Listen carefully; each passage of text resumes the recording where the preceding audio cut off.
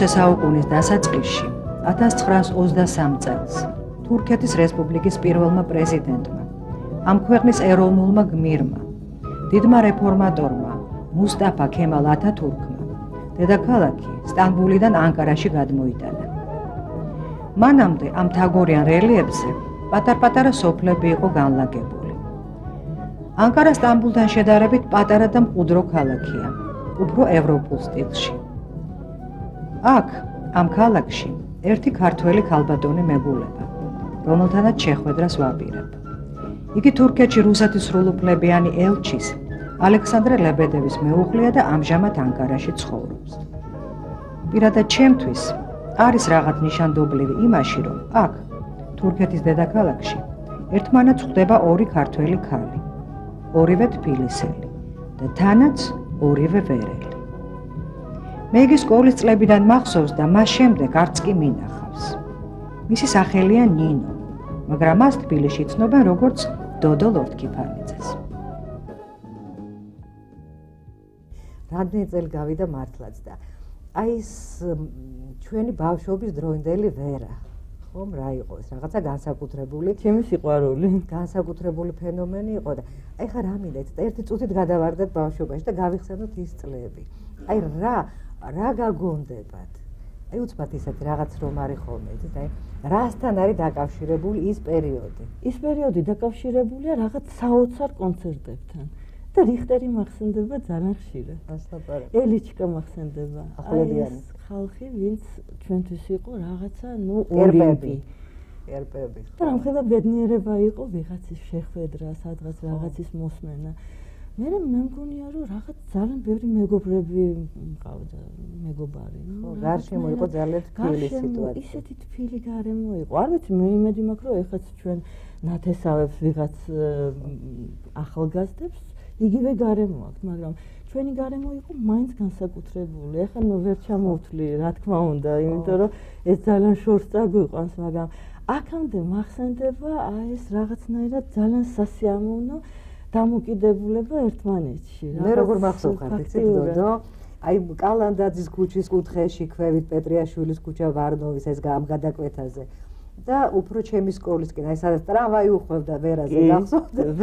სადაც ახლა ფილარმონია დგას, იქ იყო ძალიან ლამაზი სახლი, მერე დაანგრიეს და საათი იდგა ვერაზე. სამწუხაროდ დაანგრიეს ეს სახლი, ხო, რაღაც შეისრული თაღები სახლი. და რაღაცა ეს ასოციაციები სულ მაქვს, როდესაც ბავშვობას ვიგონებ. მთელი ჩემი მეგობრები, სკოლის მეგობრები, ეხლა ჩემი ძალიან უახლოესი მეგობრები არიან, ცხოვრობდნენ აი აქ, ამ გარემოში, ისე რომ ყოველთვის იქ ვიყავით სადღაც ახლომახლოს. თუ რაღაცა ძალიან ადრე მოხდა ეს უცბად. მე მგონი სტუდენტი იყავით, არა, მაშინ, როდესაც მე გავიგე რომ დოდო გათხოვდა, გაყვა რუს დიპლომატს. აი როგორ მოხდა თქვენი გაცნობა? თქვენ და თქვენი მეუღლე. იმ დროს ძალიან ხანში შესული ვიყავი მე, 21 წლის. წარმოვიდგინეთ, ძალიან ეს ზუარ ყოფილა მაშინ ისეთი მოულოდნელი. და როგორ შეხვდით? ნუ საოცრად ბევრი მეგობარი ყავდა მოსკოვში და თბილისში, საერთო. ნუ სულიკო ხაბეიშვილი, გოგი ანდრონიკაშვილი, ოთარ ჩერქეზია, ნუ ეს ჩემი თბილის მეგობრები და მე რაც თავარია იმ დროს იმდენს დადიოდა ეს ახალგაზრდობა, სტუდენტები დაფრინავდით აქეთ-იქით, რომ ფაქტიურად სად ხვდებოდით ერთმანეთს, აღარც კი მახსოვს. და ესე მოხდა თქვენი შეხვედრა. ასე მოხდა შეხვედრა. და არ იყო რაიმე წინააღმდეგობა ოჯახის, თქვენი ოჯახი იყო ძალიან ტრადიციული, ძალიან ბევრი ცნობილი ადამიანი იყო თქვენ სანათესაოში, თბილისში ძალიან პოპულარული და ასკა ლორთქიფანიძე მაგალითად როგორ მახსოვს, თქვენ მამა თქვენი. ასკა და მამა რეზო, აი ეს რაღაც ესენი იცნობდით ჩვენ, ბავშვები კი ვიყავით, მაგრამ ეს ადამიანები ჩვენთვის საკმაოდ ნაცნობი იყვნენ. არ იყო რაღაც წინააღმდეგობა, რატო უნდა გათხოვდეს დოდო, მაშინ ხო ცით როგორ იყო? წინააღმდეგობა მხოლოდ ტერიტორიის თვალსაზრისით, რატომ უნდა წავიდეს აქედან, ეს თორე ისე დიდი მეგობრები არიან, საშა და ჩემი მშობლები, ბაბუა ჩემი, რომელმაც იმ წუთშივე მიიღო და რაღაცნაირად ეხა უკვე ფაქტიურად ისე საერთოა მთელი ჩვენი დიდი ოჯახი, რომ წარმოუდგენელია გამოყო ვიღაცა ვინ საიდან არის და რაღაცნაირად ესე. დოდო და არ გიშლით ხელს ის რომ აი წლების მანძილზე ხო თქვენ მუშაობდით, ელჩი იყო თქვენი მეუღლე, ფინეთში, შემდეგ ჩეხეთში არა? ფინეთში არ იყო ელჩი, მაგრამ აი ეს თქვენ გინდა თქვათ რომ მივდიოდით სადღაც. სულ იყავით და ეს არ უშლი და იმ ოჯახის შეკრას. მე ვთქვი რომ ძალიან შეკრული ოჯახია თქვენი, ხო? უნდა გითხრათ რომ ალბათ ამანაც რაღაცნაირად იმოქმედა რომ ბევრად უფრო ნუ რაღაცა ძაფრად დგას საკითხი რა ხდება, როგორ არიან და მე მგონი ძალიან მეგობრები ვართ აქამდე მთელი ჩვენი დიდი ოჯახი. ნუ ფაქტიურად რა თქმა უნდა რეზო მამაჩემი იყო ამის სულის ჩამდგმელი, იმიტომ რომ ყველა ახსოვდა ნათესავებიდან. ნუ მეც რაღაცნაირად გავარ მამაჩემს, ისე რომ ნუ მე ხა ჩემი ასაკით უკვე წარმოიდგინეთ რამდენ თაობას ვიცნობ, ისე რომ ვინ კრავს ახლა თქვენ ოჯახს? სამწუხაროდ ეხა უკვე აღარ არის არავინ ისეთი როგორიც იყო, იყო მამაჩემი და მამაჩემის ძმა კვასკა მიხაილი, ესეთი რაღაც აღარ არის. და სპეციალობაც აი თქვენ აირჩიეთ უფრო ტრადიციული თქვენი ოჯახის შესაბამისი თქვენი ნახევარი ოჯახი არქიტექტორია. ხო. მე მახსოვს რომ მაშინ თქვენ არქიტექტურულს ამთავრებდით და საკმაოდ წარმატებულად. აკადემიას, კი. და ალბათ იმაშიც არის რაღაც, არ ვიცი რა დავარქვა ამას ბედი თუ შემთხვევითობა რომ თქვენ ხართ ელჩის მეუღლე და თქვენი და არის ელჩი იტალიაში, რომელზეც მე გავაკეთე გადაცემა 2 წლის წინ. ვიცი ძალიან კარგი გადაცემა იყო, იმიტომ რომ იმდენი მსმენია, სამწუხაროდ ქართულ ტელევიზიას ვერ არ არის ახლა, მაგრამ როდეს მე ვნახავ, თქვენ გამომიგზავნით ჩანაწერს და აი რუსიკოს და თქვენი ურთიერთობა, ის იქ არის, თქვენ აქ ახართ. მე მგონი ეს აბსოლუტურად არ გვიშლის ხელს, იმიტომ რომ იმდენად ხანდახან ჩვენ საუბრობთ ისე, ნუ რაღაც ჩვენ წარმოდგენით, ნუ როგორ სიტყვებით კი არ არის საჭირო. და ისე, ნუ რაღაცნაირად იმდენი საერთო გვაქვს, რომ რაღაცა როცა მაინტერესებს, ერთი სიტყვა საჭირო ითქვას, უკვე მიიღებთ პასუხს. და როგორ ხშირად ხვდებით? ნუ ახლა წელიწადში ერთხელ, ნუ მაქსიმუმ 2-ჯერ, ეხლა ამ ბოლოს. მაინც ახერხებთ წელიწადში? მაინც ვახერხებთ და მანამდე, ნუ ძალიან ხშირად, როცა მე მოსკოვში ვცხოვრობდი, ნუ რუსუდანი აკეთებდა დისერტაციას, იქ იყო ხშირად. მე დავიცავი დისერტაცია თბილისში, მე ვიყავი ხშირად თბილისში, მე პრაღაში ჩამოდიოდნენ და ასე, რა ვიცი, ვცდილობთ რომ ხშირად ვიყოთ ერთ-ერთი. შეიძლება ერთი წამით შემოვიდეს კარში, ხო? Прошу вас. Здравствуйте. Поприветствовать. Здравствуйте. Может быть, вы в молодости встречались, но я надеюсь, что никто из вас не изменился сильно. Так что... Нет, вы не изменились. Может быть, я на секунду уступлю место и потом... Нет, давайте, Я хотел просто познакомиться. Давайте скажите, что для вас Грузия? Ну, я всегда считал Грузию второй родиной. Первая все-таки Россия. Но Грузия всегда была второй. И вообще-то говоря, и остается. Хотя бывает. Это потому что жена у вас грузинка, да? Вы знаете, Я не даже думаю, что до я. того, как мы женились, у меня было очень много, еще я был совсем молодой, конечно, было много друзей. Да. Которые, кстати, и помогли жениться. Да. Но последовательность другая несколько. Вначале у меня было много друзей, и я немало как-то ездил по Грузии довольно регулярно. Конечно, вот Артенишвили. Многие умерли уже. Да, к сожалению. Боги Андроникашвили был. И много Лорд Кипанидзе, разных Лорд Кипанидзе. Мы сейчас вспоминали. Тамас Лорд Кипанидзе, Инга, да. Все были очень близкие друзья. Ну, они-то живы. Они живы, конечно, да. Бог будут долго жить. А многих уже, увы, нет. Да. Но, тем не менее, хотелось бы почаще там бывать. Приезжайте, всегда рады вас встретить. Во всяком случае, кое-кто. Ну, как часто вообще бываете? Ну, за последние, не знаю, 4 года, наверное, 2 раза. Да, к сожалению, каждый раз это был очень Я надеюсь, что вот уйду на пенсию, закончу эту посольскую деятельность, и тогда будет легче приезжать. Или, может, вы вообще поселитесь в Грузии? Не знаю. На даче где-нибудь. Есть идея, мечта у Додо, это Диди Джихаис. Откуда происходит наш род? Гениально.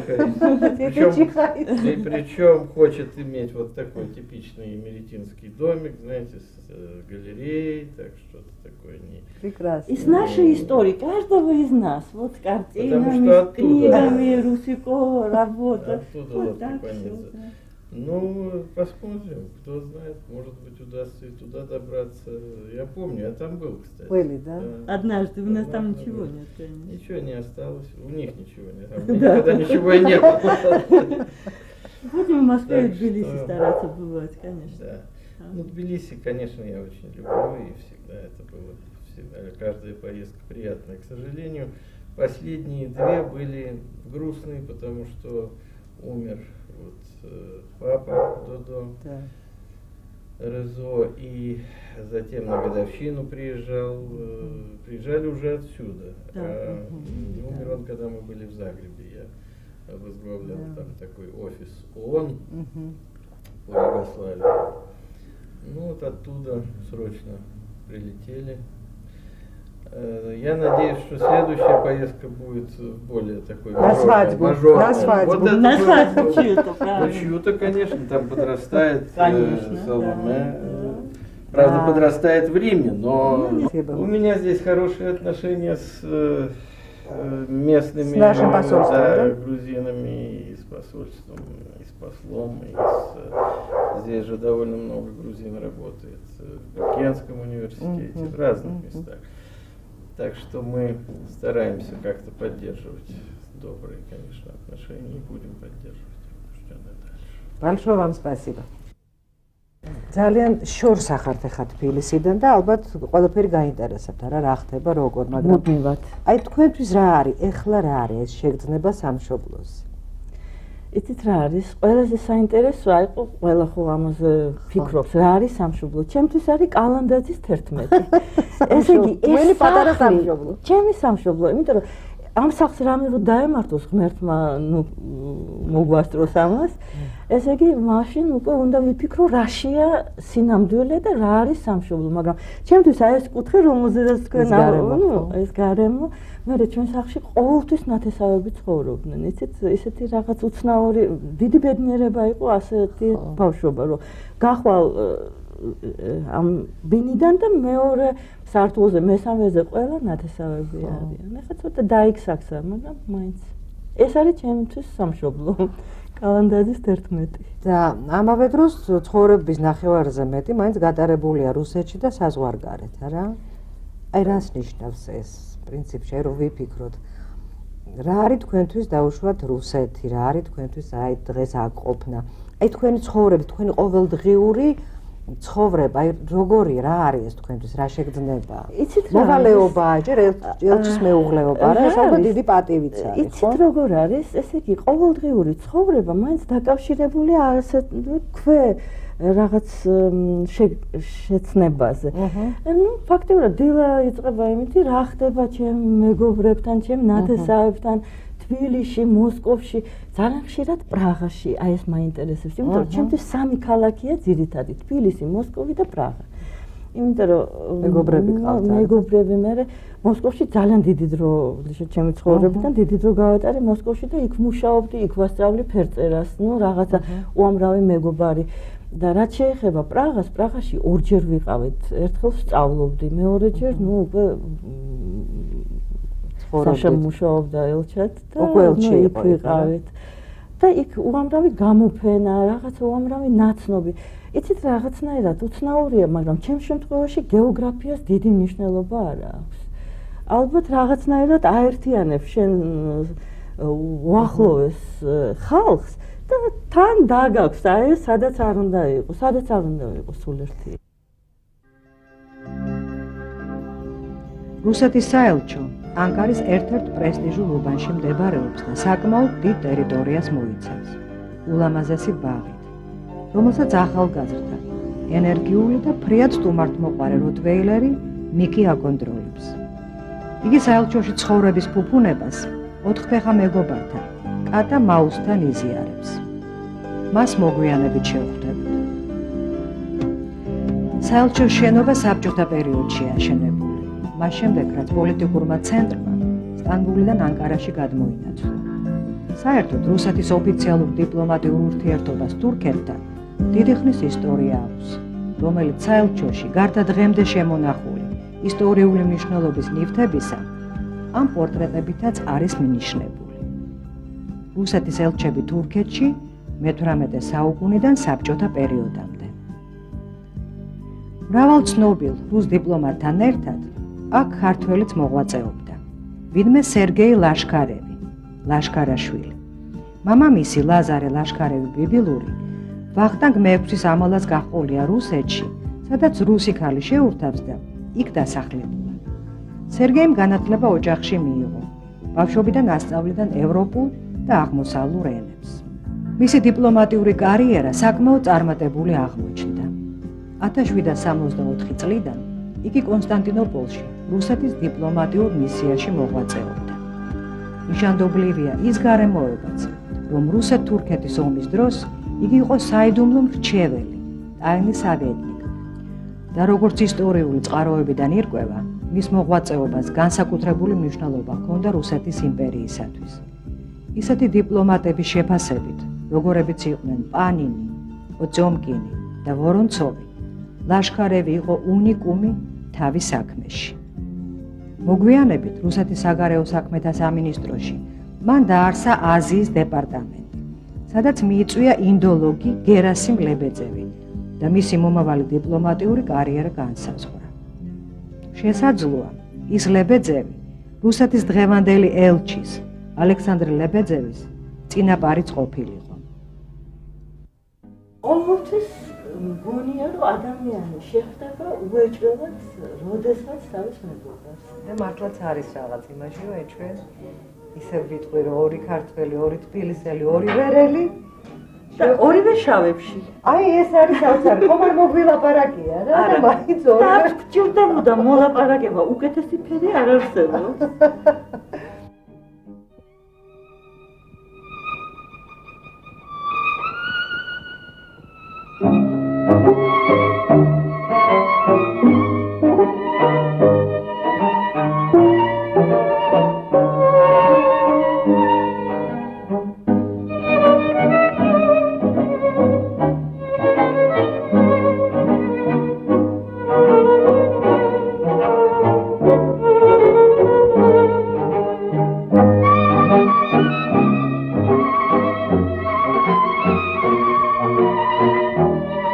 ფერწერა რაღაცა ალბათ განსაკუთრებულია თქვენთვის, იმიტომ რომ სპეციალობით არქიტექტორი მთლიანად გადაერთეთ უკვე ფერწერაზე. ჯერ ერთი დაამთავრე აკადემია, ეს ნიშნავს, რომ ისეთი სახელები იყო აკადემიაში, ქურდიანები იყვნენ, ჩხენკელები, რენო თურქია, შებუევი, შუხაევი, რაღაც საოცარი გარემო იყო და მე არ ვამბობ არაფერს ჩემ მეგობრებს, ვინც ჩემთან ერთად დაამთავრა ეს უკვე ხანში შესული ხალხია და ყველას უკვე თავისი ადგილი აქვს მოპოვებული და ყველა რაღაც საოცრად გამოირჩევა. მე იმედი მაქვს ყოველ შემთხვევაში შეიძლება მე მგონია ასე. და ისეთი გარემო იყო აკადემიაში, რომ რაღაცნაირად ეს აქამდეც მახსენდება როგორც სრულიად განყენებული გარემო და ძალიან გეხმარებათ ყოველდღიურ ცხოვრებაში. რაღაცა როცა ცოტა ისე არ არის როგორც მინდა რომ იყოს, მახსენდება რომ აი ესეთი რაღაც მეოთხე განზომილებაც არსებობს ქვეყანაზე. როგორ დაიწყეთ? შეიძლება იმიტომ რომ აი ეს სულ მოშორებული იყავით სამშობლოს და რაღაცა გინდოდათ თქვენი სულიერი გამოხატულება. აი როგორ ჩაერთეთ ეს რაღაცა უცნაურია. ესე იგი, მე დიდხანს მუშაობდი არქიტექტურად, მაგრამ ყოველთვის მეგონა რომ ფერწერას როდესმე უნდა მოვკიდო ხელი, ისე სერიოზულად. მაინც აკადემიას რო დაამთავრებ, გაქვს შესაძლებლობა ამორჩევის. მე მოვხვდი ფინეთში, სადაც ძალიან მომეწონა მხატვრის სტილი და მეგონა რომ ეს მხატვარი დიდი ხანია უკვე აღარ არსებობს ქვეყანაზე. აღმოჩნდა რომ ასწავლის იქ აკადემიაში და უბრალოდ 2 წელი კიდევ ვიღებდი გაკვეთილებს იმ აკადემიაში, ათენეუმი ქვია აკადემიას. ფინეთში და იმის მერე უკვე სრულიად დავანებდი არქიტექტურას თავი, თუმცა უნდა გითხრათ რომ ესე იგი არქიტექტურას ძალიან დიდი როლი აქვს ჩემ ცხოვრებაში, იმიტომ რომ იმდენად გამოწურავს ადამიანს ეს სპეციალობა, რომ მე ყველაფერი გეჩვენებათ მარტივად. ცხოვრებაში, ფიზიკურად თუნდაც ინტელექტის თვალსაზრისით ყველაფერი გჭირდებათ არქიტექტურაში. ეს არის გამაერთიანებელი რაღაც ხელოვნების ბაზისი და რაც შეეხება აი ფერწერას, ეს არის იმდენად ჩემი, იმდენად საკუთარი, ესე იგი იმდენად ვცდილობ ვიყო გულახდილი ჩემი საკუთარი თავის მიმართ, რომ ეს უკვე არის ძალიან სუბიექტური. ვერაფრით ვერ ამოვიღებ ხმას, თქვათ, კამერის წინ ან ვიღაცას რომ აუხსნა რა გავაკეთე. იმიტომ რომ ფაქტიურად ეს სხვა სტილია უკვე, ეს არის ლიტერატურა, სხვა ტიპის ხელოვნება, ეს არის ფერწერა. ესე იგი რაც გავაკეთე, აი შეგიძლია როგორ მუშაობთ, აი ყოველ დღე როგორც ყველა პროფესიონალი, ესე იგი დილას რო ვდგები, ვიწყებ ამით და რა თქმა უნდა შევათავსოთ ჩემ მოვალეობებთან, მოვალეობა ყოველთვის სასიამოვნოა. მაინც საინტერესოა რა არის ელჩის მეუღლის მოვალეობა. იცით, რომ ჩახედოთ ჩემ ფურცელს დღევანდელს რა უნდა მოხდეს დღეს განრიგი. ესე იგი, აი რა, მაინც ძალიან მაინტერესებს რა. სტუმრების დახვედრა. სტუმრების დახვედრა, ათასნაირი ქველმოქმედება, ბევრი საზოგადოება არსებობს, ყველა ქვეყანას, რა თქმა უნდა, ჭირდება ეს საზოგადოება, იმიტომ რომ არსად არ არის ისეთი ცხოვრება, რომ ეს იყოს ზედმეტი. მე არის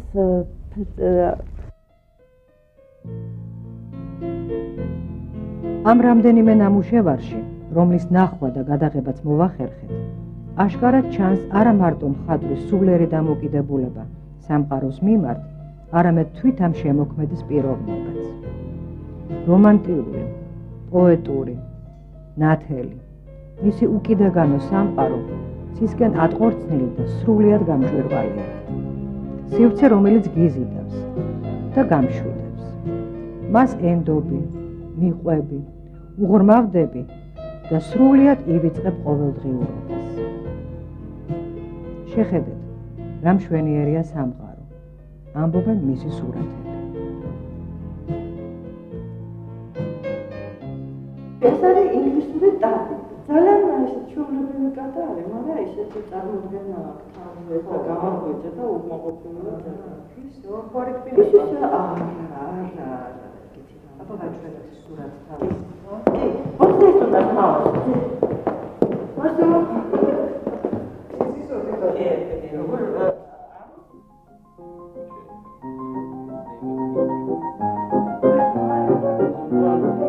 Сколько грузинских слов вы знаете? Вы знаете, в свое время знал даже, я бы сказал, немало. Но потом все это моим образованием пыталась заниматься моя племянница Эка. Да. Эка. Вот она где-нибудь в Сураме меня сажала, давала карандаш, строго тетрадку и начинала обучать. Но все это вылетало мгновенно. Как только я уезжал из Сурами-Тбилиси там и так далее, и сразу, конечно, забывал. Но тосты кое-какие я в то время мог произносить. Не очень длительно, правда, недолгие тосты, но мог что-то. Например, что? Сейчас уже даже не вспомню, кроме Галмаджос. Дело в том, что у нас нет стола. И Цоцклет, это все. Сейчас нет стола, это же не стол. Так, ерунда. Помнить легче. Тбилиси вспомним.